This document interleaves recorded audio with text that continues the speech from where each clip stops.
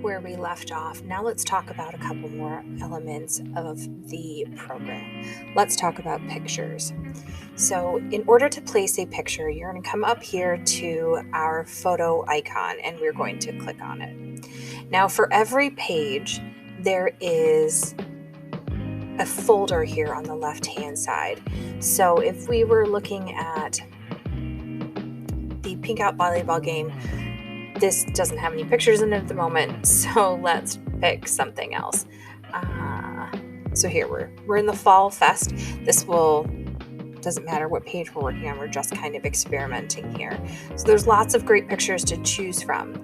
So I am going to let's pick this one. And down at the bottom, I am going to click Add to Page. And then when I come back to my page, I can see that I've got like a small icon where it looks like I can kind of drag this around and decide which one of these photo boxes I would like to place it. So I'm going to put it right here. So I will click.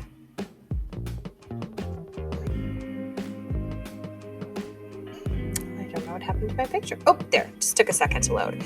So as you can see, this picture is in the box. Now, when I move this around, you can see that I've clicked on the inside part, so I can really adjust where that is viewing while it's still like in its image container. So I'm going to just place that right there.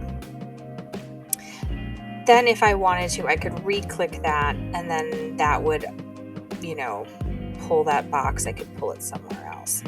If you do something and you aren't happy with it, you can always come over here to this history and you can click back and it will move that item back. You can also hit Control-Z and that'll just take you back one step. So if I wanted to place this photo here, and then as I'm looking at it and I'm starting to get my page together, I realize the picture's a little dark and could use a little bit of tweaking. We can do some minor tweaks in this program. Minor. Really, the majority of our tweaks should be done in that Pixlr app or if you do have a different computer and access to those other apps. So I'm going to double click here and you're going to see this little gray icon kind of pop up in the center. Let's click on that. So that brings me to this editing window. Let's say I just need to bring up the brightness a little bit here. I will click in this little box next to it, and then I can use this little slider and I can bring up the lightness, or I can make it a little darker. Now again, you can see why we don't want to use this a ton, because it really does end up with a washed out bit of photos. But it's okay if you're just maybe like a tiny smidge. But if you really do need to make an edit, I really recommend that you do it in that Pixlr app or Lightroom or one of those other apps if you have access to it. The other thing that this will do for you is it can rotate your image.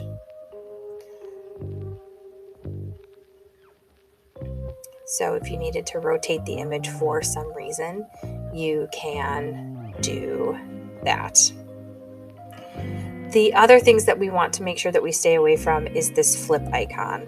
We definitely do not want to flip this, because suddenly now she has become left-handed instead of right-handed, and that is not something that we want to do, because it causes people to pause and look at pictures in a way that isn't great. If you needed to, for some reason, there is a crop option here, but again, you shouldn't have to do that too much when you are putting these images into your program. So we're just going to go ahead and click Save here.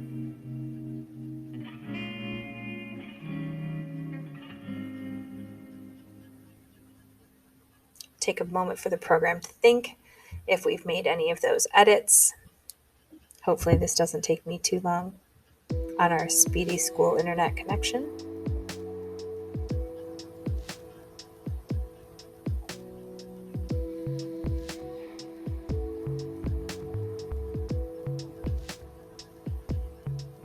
Oh no, we're still waiting.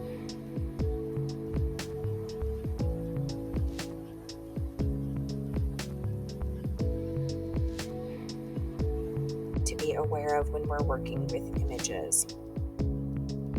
We're going to come back to that photo tab, and I am just going to grab this picture of Miller Park right here. So if I click on that and I add to my page, when I click, I'm going to replace this image of this student working on the pumpkin.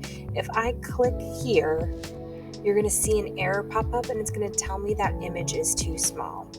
See, it says limit reached, photo sized to 300 ppi. So you can see that that is a really small image of Miller Park.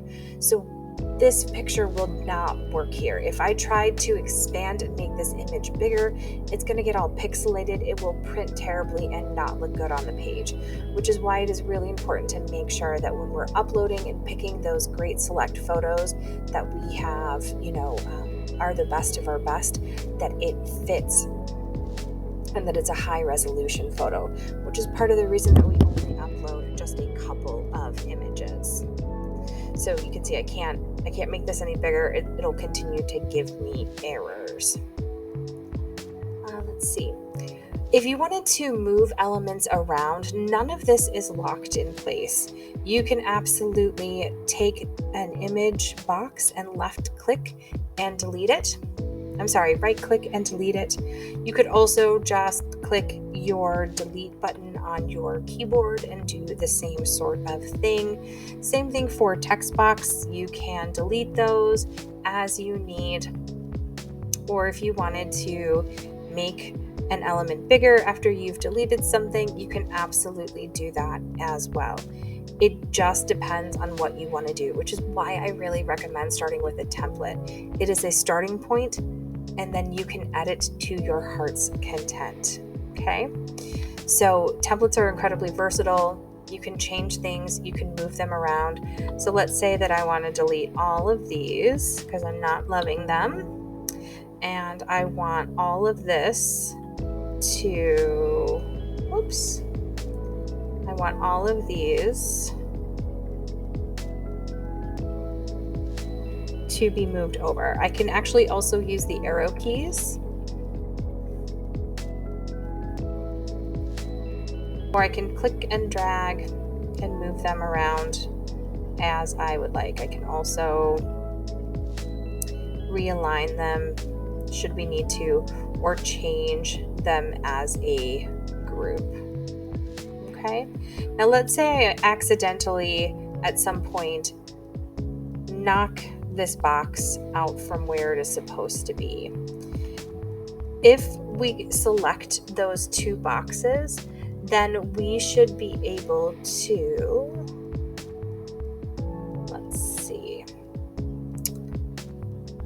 we should be able to realign them.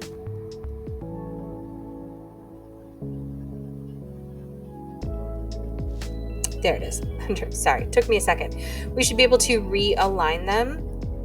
Now, granted, it moved it over, but at least they're now at the point where they're together, and then we can inch them back into place.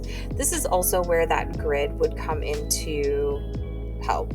Now, let's say that we always want these items to be grouped together. You can also come over here and click the word group, and that will move them, and they will be considered one cohesive group. Let's say that you've placed an element and you keep accidentally clicking on it, and you don't want to do that anymore because it keeps giving you some weirdness.